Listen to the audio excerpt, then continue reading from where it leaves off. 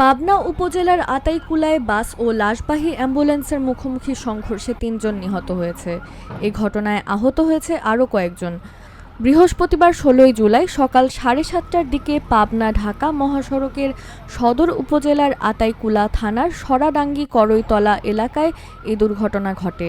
নিহতরা হলেন পাবনা সাঁথিয়া উপজেলার মাহমুদপুর গ্রামের ছলিম প্রামাণিক, তার স্ত্রী বুলু খাতুন এবং অ্যাম্বুলেন্স গাড়ি চালক পাবনা পৌর সদরের উত্তর শালগাড়িয়া এলাকার রাজ হোসেন। মাধপুর হাইওয়ে থানার ভারপ্রাপ্ত কর্মকর্তা ওসি মাহবুবুর রহমান এ তথ্য নিশ্চিত করেছেন। তিনি জানান, কিডনি রোগে মারা যাওয়া শিশু কেয়ার মরদেহ নিয়ে একটি অ্যাম্বুলেন্স রাজশাহী থেকে পাবনায় ফিরছিলেন। এ সময় পাবনা এক্সপ্রেস নামে যাত্রীবাহী বাসটি ঢাকা থেকে পাবনায় ফিরছিল।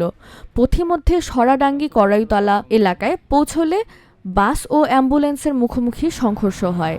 এতে ঘটনাস্থলেই অ্যাম্বুলেন্স চালক ও শিশু কেয়ার নানি নিহত হয়, আহত হয় কয়েকজন।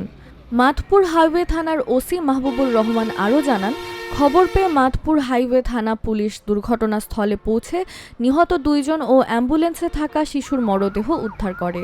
আহতদের পাবনা জেনারেল হাসপাতালে পাঠায়। সেখানে চিকিৎসাধীন অবস্থায় কেয়ার নানা ছলিম প্রামাণিক মারা যান। দুর্ঘটনা কবলিত বাস ও অ্যাম্বুলেন্স পুলিশ হেফাজতে নেওয়া হয়েছে।